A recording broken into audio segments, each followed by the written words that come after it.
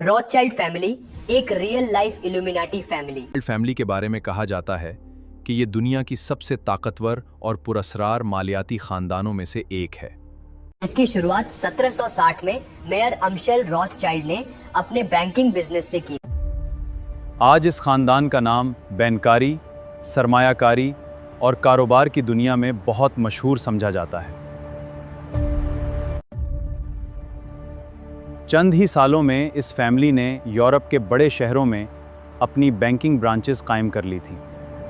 Family चाहे तो एक झटके में वर्ल्ड बैंक को खरीद सकती है। यही नहीं, 18वीं सेंचुरी के बाद से हुई मुआरिख के मुताबिक नेपोलियन की जंगों के दौरान भी इस फैमिली ने माली मामलात में अहम किरदार अदा किया।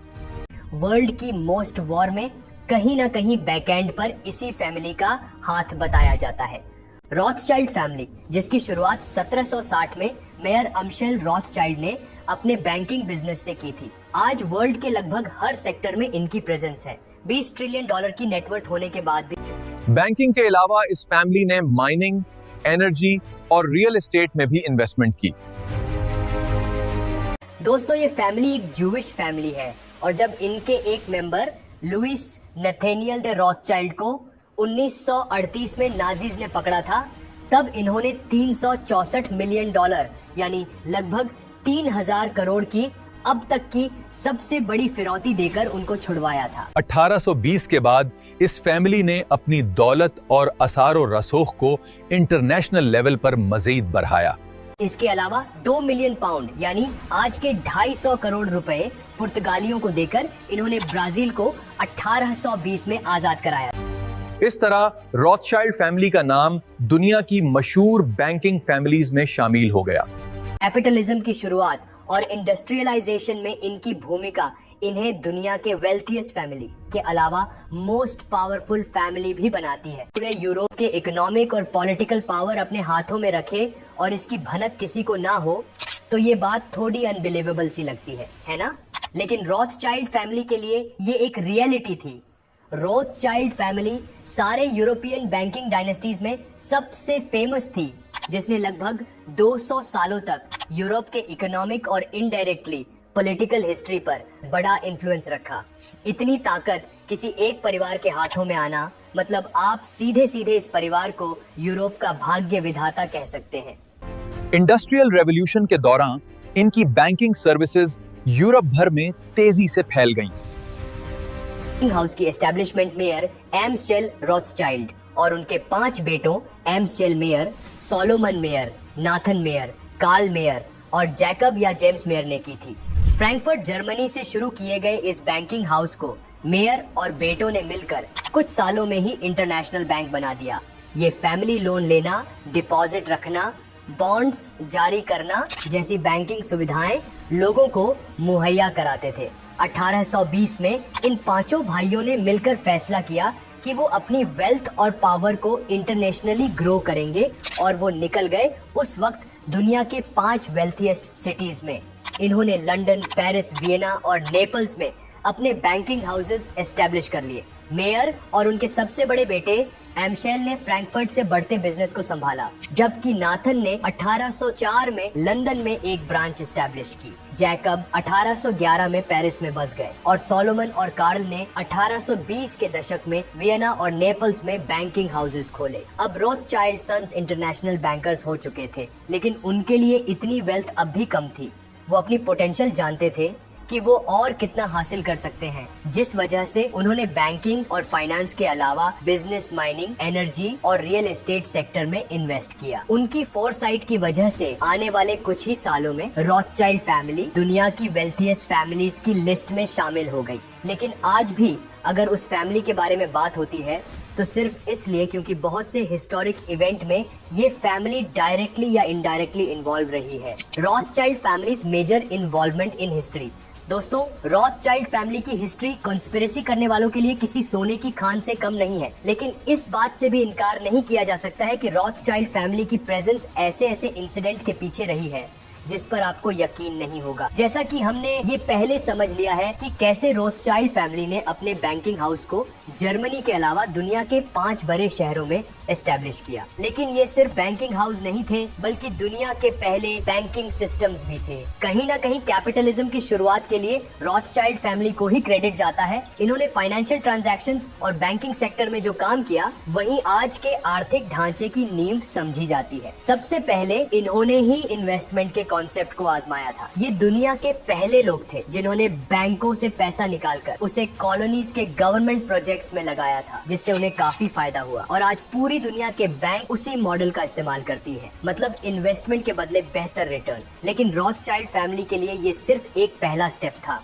अभी उनकी मंजिल कुछ और ही थी। इंडस्ट्रियल रेवोल्यूशन दौरान बैंकिंग बिल्कुल नया मोड था। लोगों के लिए किसी जगह अपने पैसे को रखना, इन्वेस्ट करना, लोन देना और एक जगह से दूसरे जगह भेजना काफी मुश्किल था। ऐसे में इंटरनेशनल बैंकिंग तो आप भूल ही जाइए। ऐसे समय में रॉथस्चाइल्ड के इंटरनेशनल ब्रांचेस कारगर साबित हुए और उनके लिए प्लस पॉइंट ये था कि ऐसा करने वाले वो पहले बैंकर्स थे। उनके पास एक बहुत ही मजबूत और advance intra bank communication system था, जिसका एग्जाम्पल ये है कि 1800 वर्ष में उन्होंने अफ्रीका के कॉलोनाइजेशन के लिए पैसा अवेलेबल कराया था। और एक दौर तो ऐसा था कि ये फैमिली यूरोप में बैठे बैठे अमेरिका में सबसे बड़े बैंक को कंट्रोल करती थी। इसी नेटवर्क का फायदा उन्हें तब भी हुआ जब ब्रिटेन ने नेपोलियन को हरा दिया, जिसे ऐसे समझिए कि बैटल ऑफ वाटरलू में हुई नेपोलियन की हार ने रॉथस्चाइल्ड फैमिली के कैपिटल को कई गुना बढ़ा दिया। दरअसल 1813 से 1815 तक लंदन में नाथन मेयर रॉथस्चाइल्ड ने लगभग अकेले ही ब्रिटिश वॉर एफर्ट्स को फाइनेंस करने में इम्पोर्टेंट रोल प्ले किया। अकेले 1815 में रॉथस्चाइल्ड ने ब्रिटेन के कॉन्टिनेंटल पार्टनर्स को सब्सिडाइज्ड लोन्स में 9.8 मिलियन पाउंड प्रोवाइड किया था। यानी कि रॉथस्चाइल्ड फैमिली ब्रिटेन के साथ साथ पूरे यूरोप के लिए काफी जरूरी हो गई थी। लेकिन जब 1815 में नेपोलियन ब्रिटेन से हार गए तो इसकी खबर ब्रिटेन तक पहुंचने से पहले पहुंच गई रॉथस्चाइल्ड फैमिली तक, वो भी पूरे 24 घंटे पहले। जैसे ही रॉथस्चाइल्ड्स को ये बात पता लगी कि नेपोलियन हार गए हैं, उन्होंने इसका फायदा उठाने के बारे में सोचा और उन्होंने ब्रिटेन में अपने शेयर्स बेचने शुरू कर दिए, जिससे लोगों को लगा कि शायद ब्रिटेन हार चुकी है। इसी वजह से रॉथस्चाइल्ड को देखकर ब्रिटेन के बाकी लोग भी अपने शेयर सस्ते दामों में बेचने लगे। लेकिन यहाँ गेम ये थी कि जो भी शेयर उस दिन बेचे गए, उन सबको रॉथस्चाइल्ड फैमिली के लोगों ने ही खरीदा। ऐसे में जब अगले दिन ब्रिटेन के जीतने की खबर सबके पास तक पहुंची, तो वैसे ही लोगों ने वापस से शेयर खरीदने की शुरुआत की। लेकिन अब वो सारे शेयर महंगे हो चुके थे। इस तरह सस्ते शेयर को खरीदकर उसे महंगे दामों पर बेचकर इस फैमिली ने बहुत प्रॉफिट कमाया।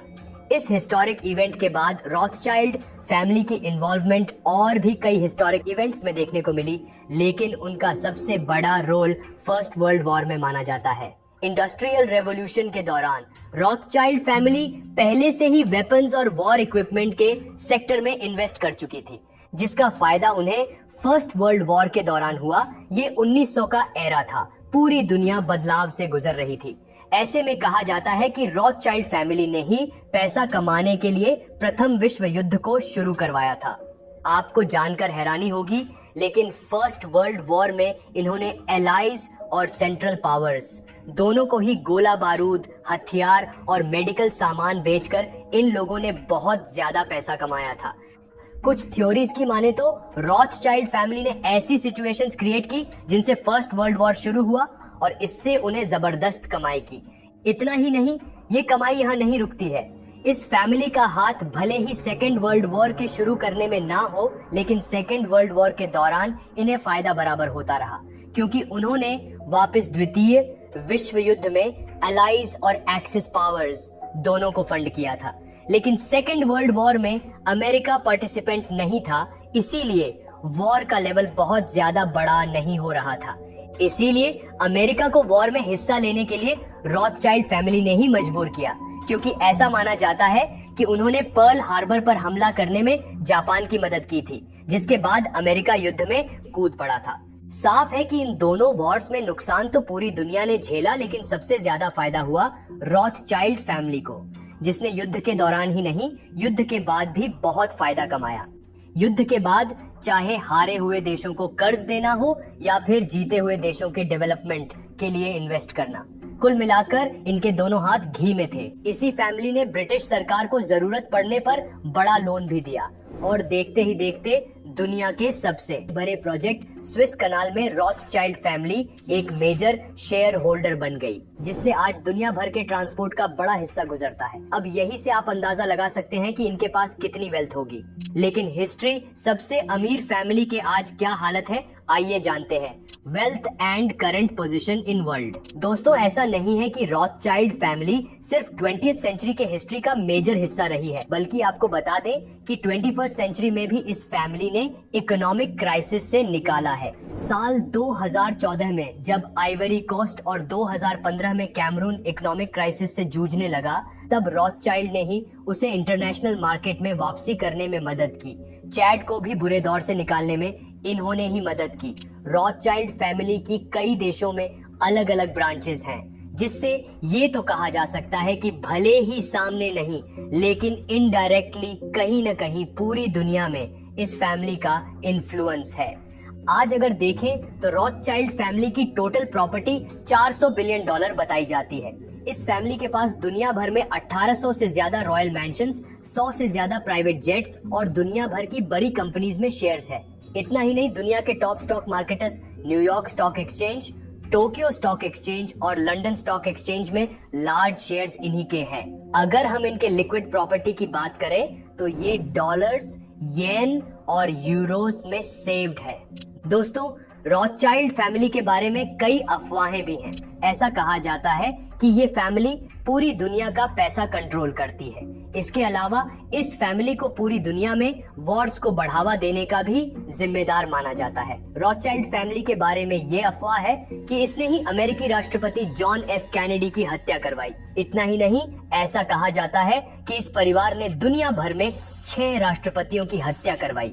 लेकिन इस बात की सच्चाई कितनी है, ये कहना मुमकिन नहीं। कंक्लूजन। दोस्तों, आज रॉथस्चाइल्ड फैमिली काफी हद तक अंडरग्राउंड है, पब्लिक लाइफ लाइमलाइट से बहुत दूर। इस परिवार के वंशज यूरोप के सबसे अमीर लोगों में शामिल हैं। साथ ही इन्हें यूरोप के सबसे बड़े इन्वेस्टमेंट ब्रोकरेज फर्म्स के ओनर्स के तौर पर भी जाना जाता है। हालांकि कई रिप्यूटेड फाइनेंशियल जर्नलिस्ट्स ने दावा किया है कि आज पूरा परिवार एक शैडो ऑर्गेनाइजेशन के रूप में काम करता है और लगभग हर इंटरनेशनल बैंक में उनकी हिस्सेदारी है। उनका मानना है कि सभी मेजर बैंक्स में उनकी टोटल 30% हिस्सेदारी है। लेकिन जब आप रॉथस्चाइल्ड की ऑफिशियल वेबसाइट पर जाते हैं तो आपको पता लगता है कि वो दुनिया की सबसे बड़ी इंडिपेंडेंट फाइनेंशियल सर्विसेज देने वाली कंपनियों में शुमार है। 40 देशों में 3800 से भी ज्यादा फाइनेंशियल एडवाइजर्स की टीम उनके लिए काम करती है।